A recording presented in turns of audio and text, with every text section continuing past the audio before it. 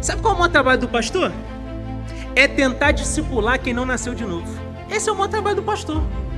Porque a gente quer discipular, a gente quer pastorear, a gente quer fazer com pessoas que decidiram não nascer de novo. Esse é o problema. E aí nós estamos tendo uma geração de cristãos que não se entrega de verdade para Jesus, enquanto tem um povo na Nigéria pregando, vendo os filhos sendo esquartejados. Como é que pode isso? Está muito discrepante, a gente precisa melhorar. É que hoje Deus te trouxe aqui para te dar o mesmo alerta. Cuidado, porque você pode estar vivendo uma vida que está negando Jesus. Se até aqui você já fez uma análise na sua vida, você passou um raio-x na sua vida e você percebeu que você está negando Jesus, você tem a possibilidade hoje de resetar isso na sua vida e refazer a sua história com Ele. Só você pode tomar essa decisão hoje. Porque o que não pode mais acontecer com você é que você não pode mais viver negando Jesus. Uma pergunta. Se nesse momento entrassem por essas portas um monte de gente armada, e essas pessoas, elas estariam entrando armados aqui porque elas queriam a todo custo fazer com que você negasse Jesus. Será que você estaria preparado para ir até as últimas consequências por causa de Cristo? É uma boa pergunta, né? É isso mesmo, a pergunta é essa mesmo. Se entra um monte de gente aqui agora e fala, vocês precisam negar Jesus ou morre, você está preparado para ir até as últimas circunstâncias para não negar Jesus? Pastor, por que você está falando sobre isso? Consegue botar um fundo para mim, Juninho? Por que você está falando sobre isso? Essa semana eu vi uma cena que me chocou. Eu vi um vídeo de um homem pregando e ele estava falando, muito emocionado, pregando, falando sobre Jesus, seu caminho, sobre ser a verdade, sobre ser a vida. E algumas pessoas assim, cabisbaixas, ouvindo. E aí daqui a pouco filmaram, tiraram a câmera dele e foram filmando as pessoas carregando um corpo e jogando uma valeta assim, ó. E esse homem continuou pregando, daqui a pouco veio outro corpo e jogaram na valeta. E foram empilhando alguns corpos na valeta e esse homem não parava de pregar, muito emocionado, pregando para uma multidão de gente e as pessoas colocando mortos empilhados numa valeta. Aí eu fui entender aquela cena. Sabe o que se tratava aquilo? Sabe do que se tratava? Aquele homem era um pregador do evangelho na Nigéria. E ele estava pregando e chegou um grupo de homens e falou assim, olha, todo mundo aqui crê em Jesus? Todo mundo sim. Então vocês precisam negar agora ou todo mundo vai morrer. E esse povo olha e fala, não, a gente não nega Jesus não. Esse homem que estava pregando fala, não, eu não nego não. Detalhe, todo mundo era da família desse pregador. Filhos, esposa, sobrinhos. E esses homens fazem um massacre. Falam, vocês não vão negar Jesus? Não, não, vamos negar não. Ele mata toda a família desse pregador e deixa só o pregador vivo. Para quê? Para que ele pudesse sofrer com aquela situação. E aí, queridos, o impressionante é que esse homem não paralisa. Ele vê todos os seus parentes serem dizimados e ele continua pregando o evangelho da cruz. Que tipo de cristão é esse? Que tipo de cristão é esse que permanece de pé mesmo perdendo tudo? Que tipo de crente é esse que perde tudo que ele mais ama na vida e ele continua compartilhando sobre a mensagem da cruz?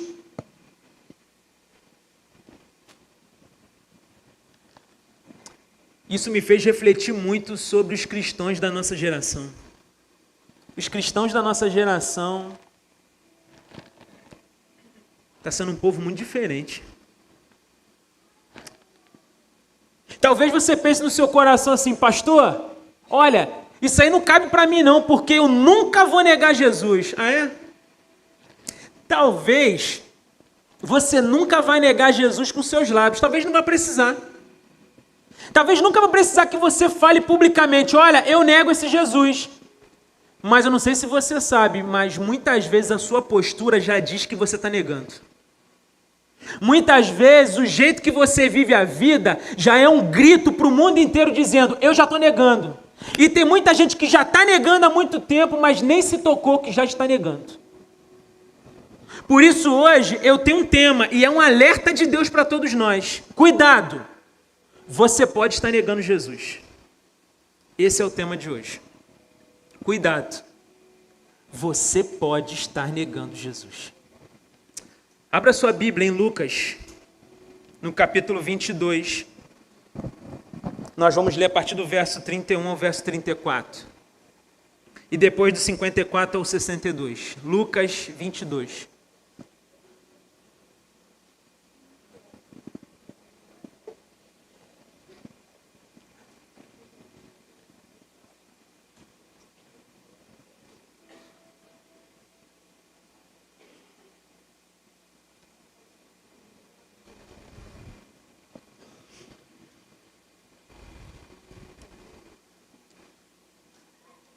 Lucas capítulo 22, quem achou diz amém.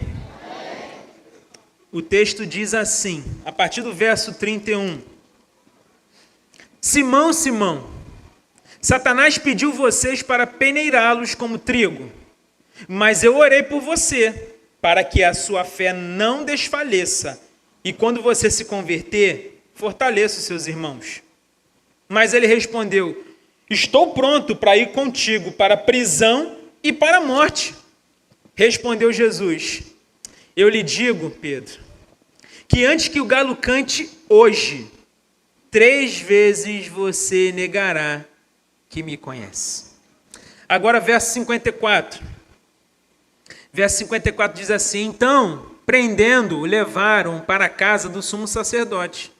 Pedro os seguia à distância, mas quando acenderam um fogo no meio do pátio, e se assentaram ao redor dele, Pedro sentou-se com eles. Uma criada ouviu sentado ali à luz do fogo, olhou fixamente para ele e disse, este homem estava com ele. Mas ele negou, mulher, não o conheço. Pouco depois, um homem ouviu e disse, você também é um deles. Homem, não sou, respondeu Pedro. Cerca de 1 hora mais tarde, outro afirmou, certamente este homem estava com ele, pois é galileu. Pedro respondeu, homem, não sei do que você está falando. Falava ele ainda quando o galo cantou. O Senhor voltou-se e olhou diretamente para Pedro. Então Pedro lembrou-se da palavra que o Senhor lhe tinha dito, antes que o galo cante hoje, você me negará 3 vezes. Saindo dali, chorou amargamente. Amém. Queridos, nessa história nós temos um diálogo interessante. É o diálogo de Jesus com Pedro, seu discípulo. E é interessante que Jesus fala para Pedro assim, Pedro, Satanás, ele pediu para poder peneirar vocês. Ele pediu para detonar vocês, mas olha, eu orei por você, cara. Eu orei por você para que a sua fé não desfaleça. E quando você se converter, Pedro, escuta o que eu estou te falando. Você precisa dar força para os seus amigos, para os seus irmãos. Você precisa fortificar os seus irmãos. Quando Pedro ouve isso, Pedro poderia pensar assim, vou ficar em alerta porque Jesus já está me alertando, né? Jesus já está me dizendo alguma coisa aqui. Mas sabe qual é a postura de Pedro? Pedro olha para essa fala de Jesus e fala assim, e o que, Jesus? Eu estou pronto para ir contigo para a prisão ou para a morte. Jesus olha para ele e fala, até parece. Ô Pedro, deixa eu te falar uma coisa aqui. Hoje mesmo, você vai me negar 3 vezes. Antes que o galo cante hoje, 3 vezes você vai me negar, cara. E aí, passa um tempo, Jesus é levado para a casa do sumo sacerdote, é agarrado, preso e levado. O que Pedro faz? Pedro fica seguindo de longe. Pedro está lá olhando Jesus sendo levado, e ele está olhando. Daqui a pouco, uma fogueira. Fizeram uma fogueira, Pedro vê aquela fogueira, falou, opa, uma fogueirinha aqui, sentou na fogueira. Quando a luz da fogueira bate no rosto de Pedro, uma mulher olha e fala, ué, esse daí era quem andava com Jesus. Esse rapaz aí andava com ele. Quando Pedro ouve ela falar, ele fala, não, sou eu não. Você está enganada. E aí, passa um tempo, outra pessoa olha e fala, ué, esse rapaz aqui está mandando com ele lá. Ele fala, não sei nem o que você está falando. Ele fica desconversando, ele fica fugindo, ele fica negando. Daqui a pouco outra pessoa fala, eu tenho certeza que ele estava com ele, sabe por quê? Porque ele é galileu. E Pedro olha e fala assim, eu nem sei do que você está falando. Quando ele fala isso, Jesus lá do fundo olha nos olhos dele, o galo canta, e aí Pedro se lembra que Jesus tinha dado um alerta para ele. Falou, Pedro, você vai me negar hoje 3 vezes. Pedro, quando se lembra dessa história, a Bíblia diz que ele chora amargamente. Amados, Jesus alertou a Pedro e ele não se atentou. A verdade foi essa. Jesus tentou falar com ele, vai acontecer, e ele não se atentou. 3 vezes Pedro nega Jesus. Mas sabe qual é o mais importante de tudo isso? É que hoje Deus te trouxe aqui para te dar o mesmo alerta. Cuidado, porque você pode estar vivendo uma vida que está negando Jesus.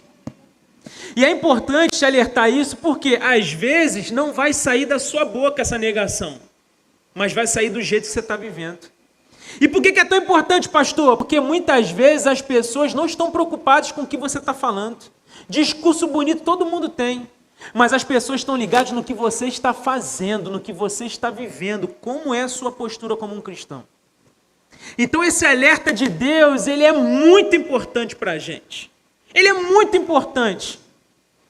Porque hoje a gente precisa sair daqui ligado, porque a nossa vida de verdade pode estar negando a Jesus. Pastor, como muitas vezes negamos Jesus? Em primeiro, quando decidimos viver um cristianismo à distância. Nós negamos a Jesus quando decidimos viver um cristianismo à distância. Pastor, por que você está falando isso? O verso 54, ele diz para a gente. O verso 54 diz assim, então prenderam e levaram-no para a casa do sumo sacerdote. Pedro os seguia a... Como? Pedro os seguia à distância. Queridos, nós estamos falando aqui de Pedro. Pedro foi um dos discípulos mais intensos de Jesus. Foi ou não foi? Pensa num cara de intensidade. Pedro. Era um cara que vivia uma intensidade tremenda. Olha, eu mato e morro por ti. E ele andou sobre as águas. E ele fez tanta coisa extraordinária. Mas quando veio o momento de adversidade, ele decidiu viver à distância. Ele decidiu acompanhar aquela situação à distância. E você sabia que essa é a postura de muita gente? Tem muita gente que fala, eu amo o Senhor é tudo para mim, quando está tudo indo bem. Está tudo sob controle, o dinheiro está entrando, as contas estão pagando, a saúde está ok. Então eu amo Jesus, pô. Jesus é tudo para mim. Agora a adversidade vem, tem muita gente que fala, ixi, deixa eu me afastar um pouquinho aqui. Deixa eu começar a pensar mais na minha casa, pastor. Deixa eu começar a pensar mais na minha vida, pastor. E começa a viver um cristianismo à distância. Queridos, a verdade é que a postura de Pedro foi uma postura muito ruim, sabe por quê? Porque ele tinha vivido grandes coisas com o Senhor, ele viveu grandes milagres, ele viu grandes coisas acontecerem nos seus olhos. Pedro viveu grandes experiências com o Senhor, mas ele toma uma decisão importante, por isso que as decisões, elas são importantes na nossa vida. E a decisão que ele tomou foi, vou viver à distância, eu vou ficar de longe vendo o que está acontecendo. Aquele que antes estava ao lado de Jesus, dizendo que morria por Jesus, agora está vivendo distante de Jesus. Sabe qual é o nome disso? Negar Jesus. O nome disso é muito claro, negar Jesus. Tem muita gente que está vivendo um evangelho, um cristianismo à distância. Olha, eu estou na igreja, mas não conta comigo não. Eu até venho na igreja aos domingos, mas olha, é só isso, tá? Já é para mim o suficiente. Eu estava essa semana vendo algumas carteirinhas minhas, antigas, da escola. Já viram aquelas carteirinhas que eram carimbadas? Presente, falta, né? Se você tem uns 40, você já... E aí eu peguei umas carteirinhas minhas, estava olhando lá, falei, poxa, eu era um aluno bom, cara. Muita presença, poucas faltas. Aí na hora o Espírito Santo falou comigo. Eu fiquei pensando se hoje nós como cristãos tivéssemos a carteirinha igual da escola. Como é que seria a nossa carteirinha? A carteirinha de muita gente é ter 3 domingos de falta e 1 domingo de presença, e a pessoa acha que é suficiente isso. Tem carteirinha de gente que ia ter um monte de anotação dizendo, olha, pulou o muro, xingou o irmão, falou mal do outro. Já viram que antigamente vinha isso?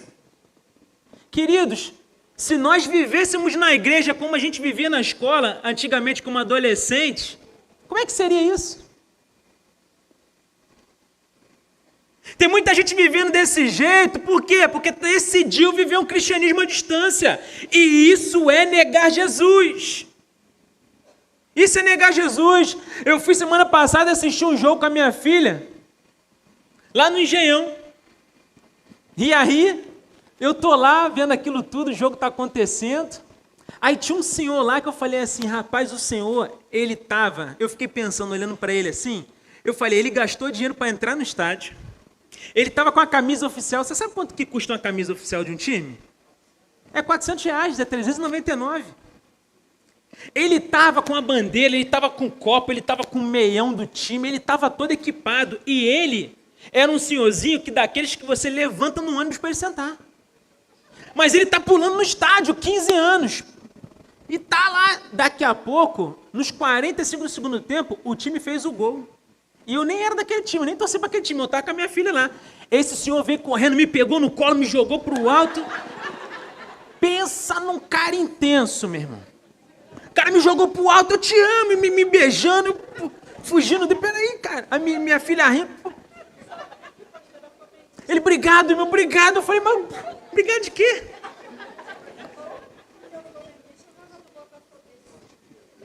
Olha, mas isso mexeu comigo, sabe por quê? A intensidade que esse homem entregou naquele estádio.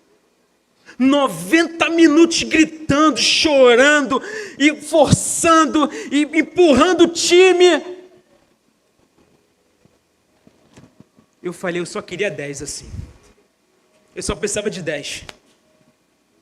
Se tem 10 assim, sangrando por Jesus, amando Jesus, gritando por Jesus, se entregando por Jesus, entregando tudo para Ele, a gente mudava a realidade de Caxias. Caxias não seria mais o mesmo. Uma intensidade para nada. Para nada. Ínfima.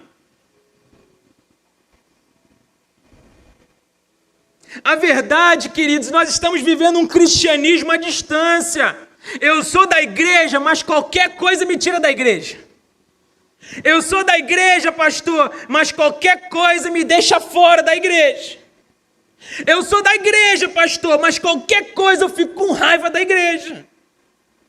Esse é o cristianismo que nós estamos vivendo. Hoje, se o pastor fala assim, você é bonito, eu vou para outra igreja. Um elogio hoje, meu Deus do céu. O grande problema dessa geração, queridos, é uma só. Vocês sabem qual é o maior trabalho de um pastor? Já parou para pensar sobre isso? Qual é o maior trabalho de um pastor? Você sabia? Você sabe? Você imagina qual é? Tem muita gente que pensa, pastor, o maior trabalho do pastor é ficar orando contra os demônios. Fala, não. É não. A maior dificuldade de um pastor é ficar trabalhando por conta da gestão da igreja, por conta da arrumação da igreja. Não, não é não. Sabe qual é o maior trabalho do pastor? É tentar discipular quem não nasceu de novo. Esse é o maior trabalho do pastor. Porque a gente quer discipular, a gente quer pastorear, a gente quer fazer com pessoas que decidiram não nascer de novo. Esse é o problema. E aí nós estamos tendo uma geração de cristãos que não se entrega de verdade para Jesus, enquanto tem um povo na Nigéria pregando, vendo os filhos sendo esquartejados. Como é que pode isso? Está muito discrepante, a gente precisa melhorar, a gente precisa mudar.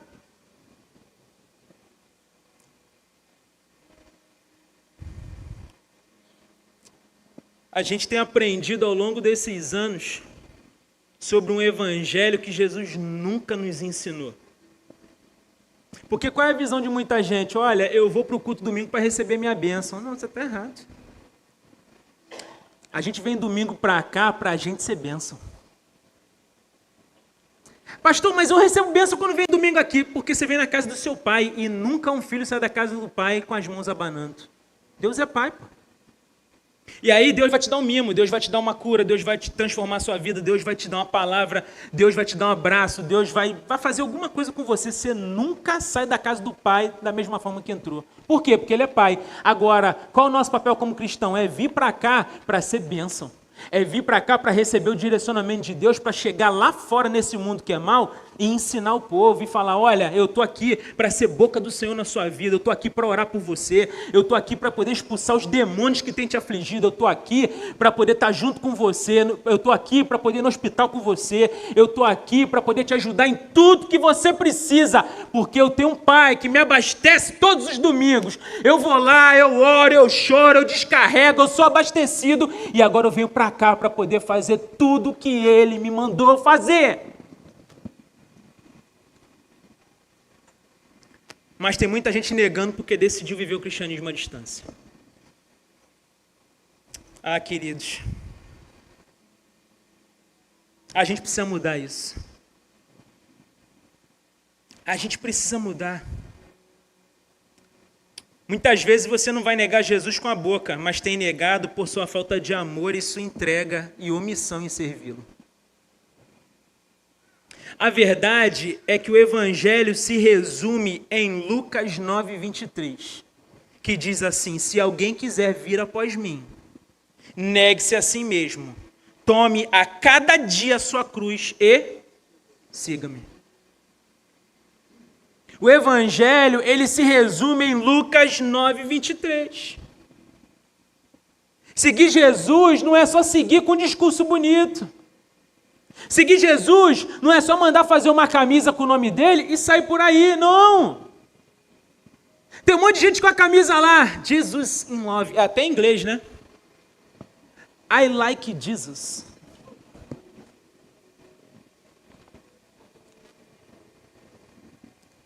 Tem muita gente que manda fazer.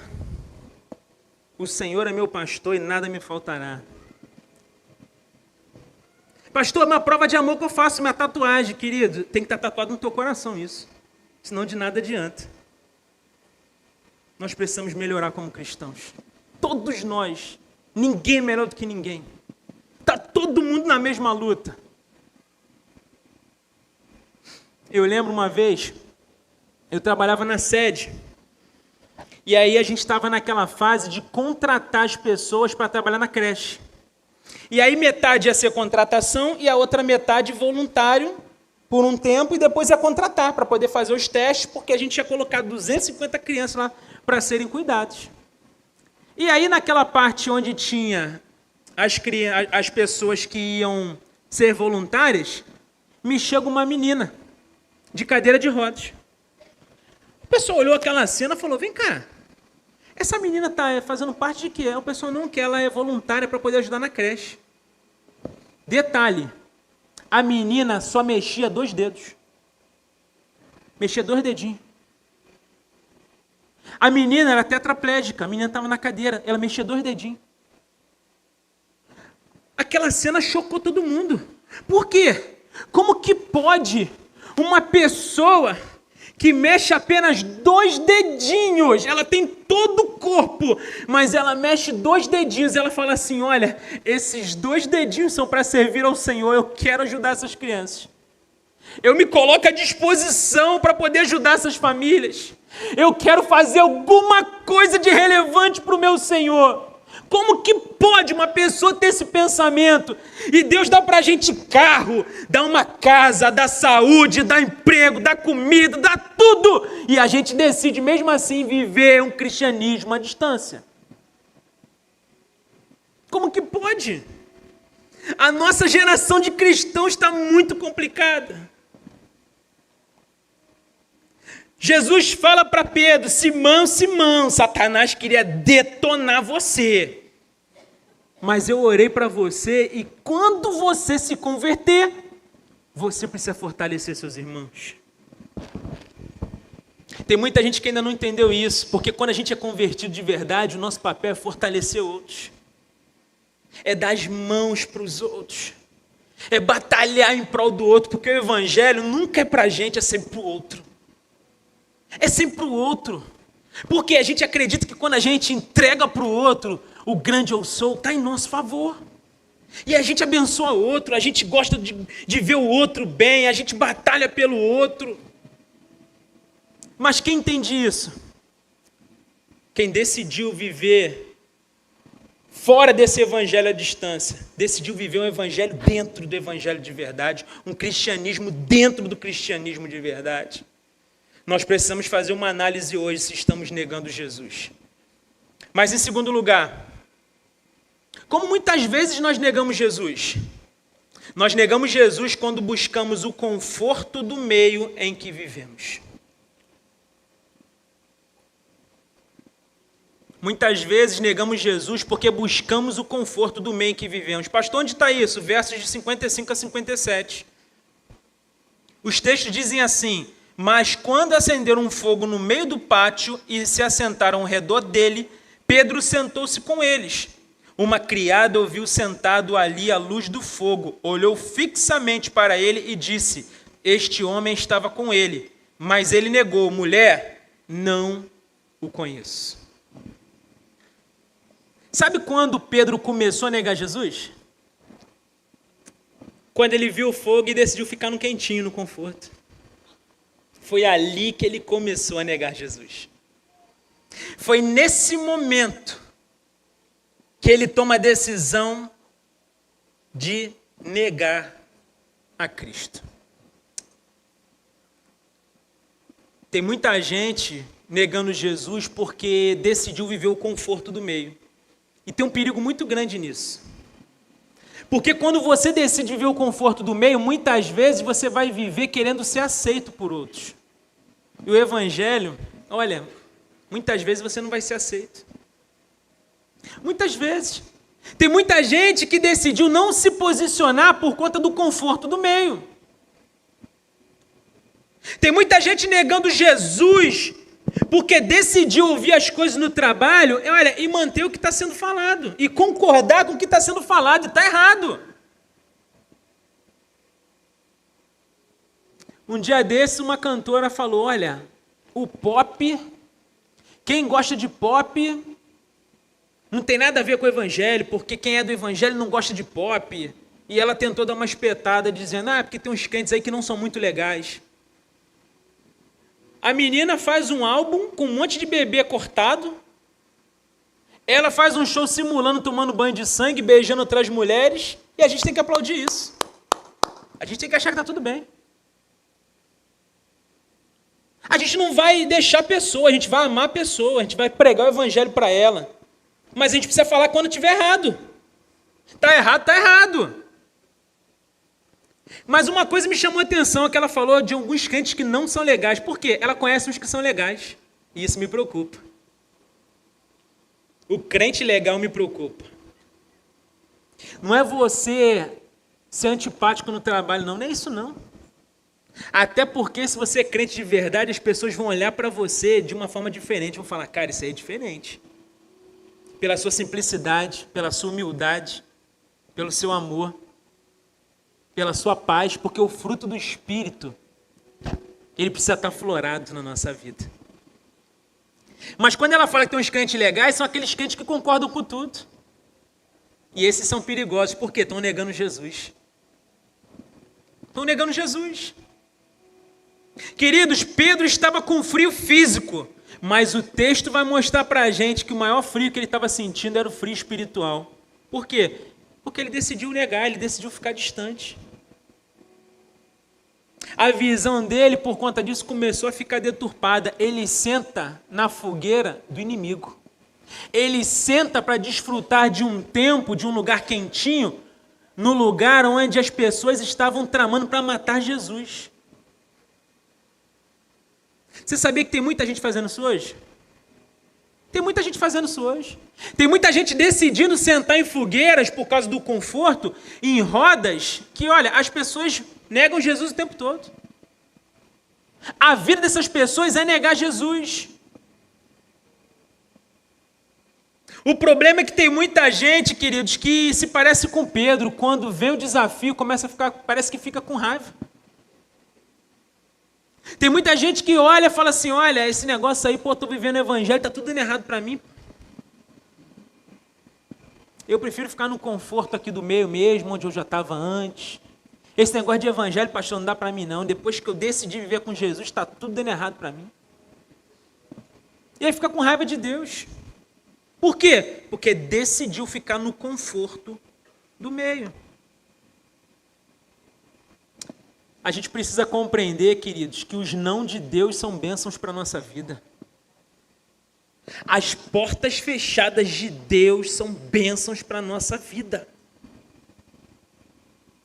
A grande questão é que Deus tem dois tipos de filhos. Quais são os filhos que Deus tem? Os birrentos e os maduros. Quem são os birrentos? Já viram aquelas crianças? Chega para o pai e fala assim, pai, quero miojo. Aí você fala, não, você vai ficar comendo miojo, você vai ter crise renal. Miojo faz mal. Aí a criança se joga e rola para um lado, rola para o outro. Aí, humanamente falando, o pai às vezes não quer inquérito com o filho, fala, não, toma aqui, toma. Se mata aqui. Deus não é esse tipo de pai, não. Deus é firme com a gente, porque Ele sabe o que é bom de verdade para a gente. Aí o filho maduro é aquele que ele fala assim, não, filho, você não pode comer isso agora não, porque tem uma salada pronta para você aqui que a sua mãe fez, você vai comer isso aqui. Não, pai, tá beleza. Filho maduro. Sabe discernir, entende que os dons de Deus é bênção na vida dele. É proteção de Deus, é cuidado de Deus, é prova de amor de Deus. Eu preparei tudo para entrar de férias. Fiquei 3 meses programando minhas férias. Comprei as coisas, estava indo para o sul, comprei casaco, me preparei, estava muito feliz. Falei com vocês no domingo aqui, ó, orem por mim que eu estou entrando de férias amanhã. Deus disse para mim, não, você não vai viajar. Como é que Deus fez isso, pastor? Simplesmente no dia de viajar eu descobri que a minha filha estava com influenza. O médico mandou ficar 7 dias dentro de casa trancado. Numa outra fase da minha vida, eu ia falar, como é que pode, Deus? Estou te servindo, estou cuidando de gente, estou me matando, fazendo de tudo pelo Senhor, e o Senhor está acabando com as minhas férias. Chega um momento que a gente começa a entender isso, que os não de Deus é livramento de Deus para a gente, é cuidado de Deus. E Ele está no futuro, Ele sabe o que está acontecendo. Se eu sou filho de verdade, eu me submeto à vontade do Pai. Cuidado com as fogueiras. Cuidado com as fogueiras que você tem sentado.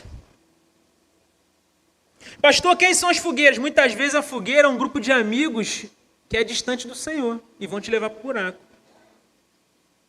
Muitas vezes a fogueira que você vai sentar para ficar confortável no meio é aquele grupo de amigos que vai pagar a rodada de bebida para você voltar a beber. Cuidado, hein? Muitas vezes a fogueira é aquele grupo que vai te incentivar, que vai gerar gatilhos em você para você jogar, hein? Cuidado, hein? Cuidado com a fogueira. A fogueira muitas vezes é uma roda de conversa com piadas imorais, hein? Só para descontrair, pastor. Cuidado. Você pode até se aquecer por fora, mas por dentro continua com frio e vai sempre carregar o choro de um dia ter negado Jesus. A gente precisa se posicionar como cristãos e como quem de verdade ama Jesus. Eu lembro uma vez, estava numa reunião na empresa onde eu trabalhava, e era uma reunião da diretoria com o vice-presidente. Sabe o que eu fiquei prestando atenção? Tudo que o vice-presidente da empresa falava, todo mundo achava graça. Ele falava uma bobagem, todo mundo... Nossa, que maneira interessante que ele está falando. Pô, não tem graça nenhuma. Se ele falasse assim, olha, o céu é verde fluorescente, todo mundo, nossa, Deus fez o céu verde fluorescente, que coisa linda. Por que as pessoas faziam isso, pastor? Porque elas gostavam do conforto do meio, porque elas precisavam do emprego. Eu fiquei incomodado com aquilo, cara. Não foi à toa minha incomodação, por quê? Chegou um tempo na reunião, ele olha para mim assim, sentado, e ele fala assim para mim, rapaz, tô vendo que você está caminhando com Jesus, hein? Falei, tô nesse caminho aí, Jesus tem me salvado todos os dias, tem me transformado, eu estou vivendo, estou caminhando. Ele eu conheço a igreja que você está indo lá, Atitude, né? Falei, sim. Ele estava indo lá também. Falei, é mesmo? Ele estava até gostando. Ah, mas aí o pastor começou a falar uns negócios que eu não gostei mais não. Falei, mas o que o pastor falou lá que você não gostou? Aí ele, porque o pastor falou um dia lá que só existe um caminho para a gente poder ir para o céu. Eu falei, o pastor falou isso? Ele falou, falou. Só tem um caminho para ir para o céu. Pô, eu que gosto de fazer uns negocinhos de vez em quando aí que não é muito certo. Eu sei disso, mas eu estou tentando me livrar. Mas olha, eu acredito que quando a gente faz o bem é um caminho para poder levar a gente para o céu. Quando eu perdoo um amigo que faz alguma coisa comigo, esse amigo que eu estou perdoando, eu estou criando um caminho para poder ir para o céu. Aí, o que eu poderia ter feito ali? Olha, eu vou me ficar no conforto do meio, igual todo mundo, né? Eu preciso do emprego, tenho um plano de saúde que eu estou operando todo mês, então eu vou ficar tranquilo aqui, vou falar, é isso mesmo, né? Tem vários caminhos, tem um caminho por Seropédica, tem um por Sepitiba, tem um pelo lote 15, tem vários caminhos. Não! Eu olhei para aquela situação e falei assim, olha, mas o senhor que está enganado. Ele falou, por que eu estou enganado? No meio da reunião eu falei, porque a Bíblia é muito clara, dizendo que só existe um caminho, e esse caminho é Jesus Cristo. Não existe outro caminho, a Bíblia é muito clara, dizendo que só existe esse caminho, e todos os outros vão te levar para a perdição. No meio da reunião, todo mundo parou e ficou todo mundo trêmulo, falou, é agora que ele é demitido. Um tempo atrás eu estava vendo, ele está bonitinho lá na igreja, lá na sede.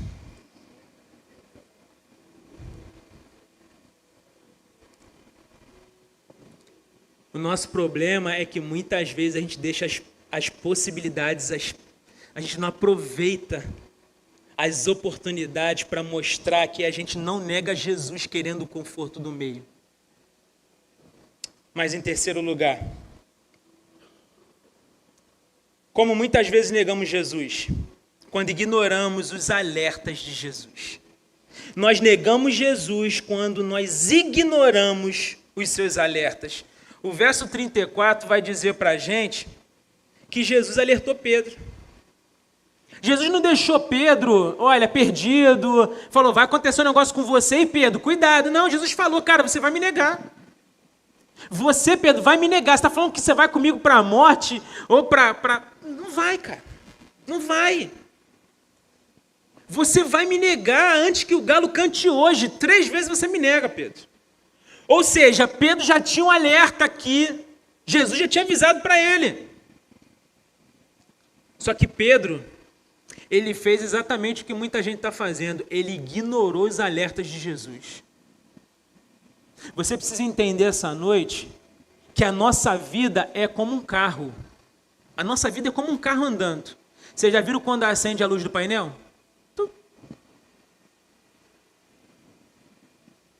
Acendeu a luz do painel, tem alguma coisa acontecendo. Eu já tive um Peugeot e isso acontecia de 5 em 5 minutos, aí é diferente. Mas se você tem outro carro, você vai entender que quando acender a luz do painel, você precisa parar o carro. Na nossa caminhada de fé é exatamente assim.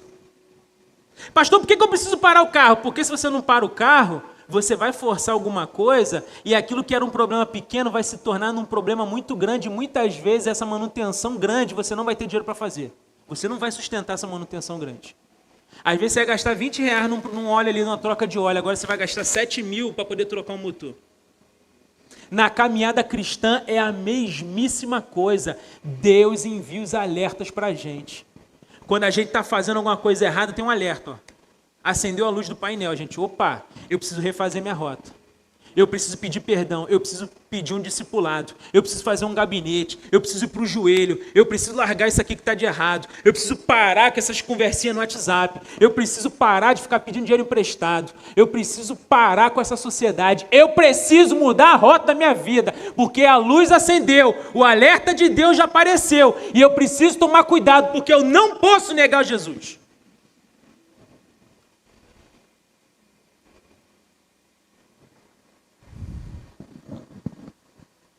O galo só cantou porque Jesus avisou. Jesus está sempre avisando antes da queda.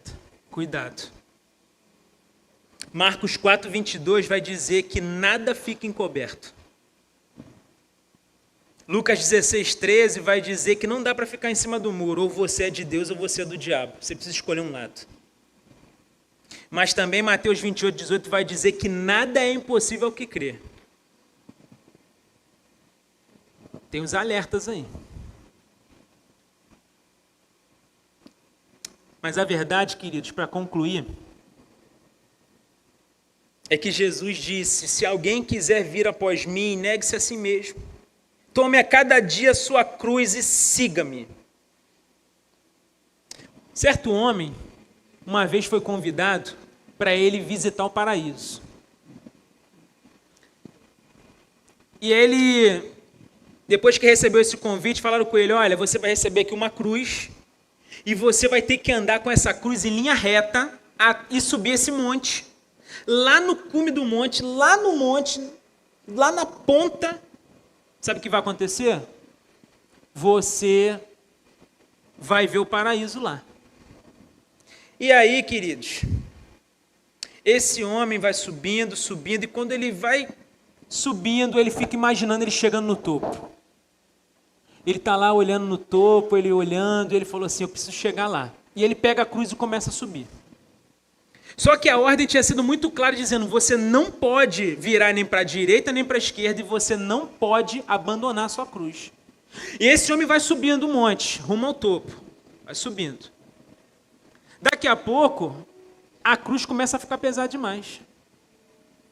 Ele toma uma decisão. Sabe qual foi a decisão? Eu vou cortar um pedaço da cruz. Eu vou diminuir um pedaço da cruz para ela ficar mais leve e eu consigo ir.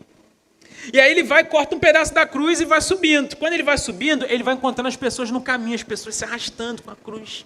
A cruz muito pesada. E ele se acha esperto, né? O carioca. Mais rápido que todo mundo, vou chegar no topo mais rápido. Daqui a pouco ele começa a ficar cansado de novo. Porque carregar a cruz cansa, sim ou não? Cansa. E aí chega um momento que ele fala assim: vou diminuir mais um pedaço. E ele vai lá, corta mais 2 pedaços. Daqui a pouco aquela cruz pesada já ficou igual uma mochilinha e ele vai embora. Quando ele chega no topo, ele enxerga o paraíso. Mas para entrar no paraíso, tinha um abismo antes. E aí ele fica desesperado. Por quê? Porque ele descobre que aquela cruz era a ponte para que ele pudesse acessar o paraíso. Aí as pessoas que ele tinha deixado para trás, arrastando a cruz, as pessoas começam a chegar, coloca a cruz, atravessa e entram no paraíso.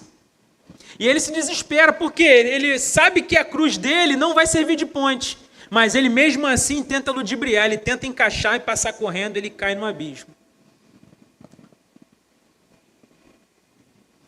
Sabe o que isso significa para a gente? É que vai ser difícil mesmo carregar a cruz. Vai ser muito difícil. A cruz é muito pesada. A caminhada para chegar no topo, ela é terrível. Ela é cansativa. Mas existe uma promessa de Jesus que quando a gente chegar no topo desse monte, a cruz é a ponte para que a gente viva a melhor fase da nossa vida. E lá, todo o alívio que a gente precisa, a gente vai conseguir. Porque aquele que nem precisava carregar a cruz, ele tomou a decisão de carregar em nosso lugar, e ele acessou esse lugar e preparou para a gente. Será que vale a pena negar Jesus? Será que de verdade vale a pena? Pedro nega 3 vezes e depois chora amargamente. Mas é interessante que esse mesmo Pedro, depois de tudo isso, Jesus o perdoou. Jesus o restaurou. Jesus restaurou seu ministério. E de medroso, incapaz e fraco, ele se transforma num grande homem do Senhor. Um homem cheio de unção e poder. O choro amargo de Pedro se transformou em ministério.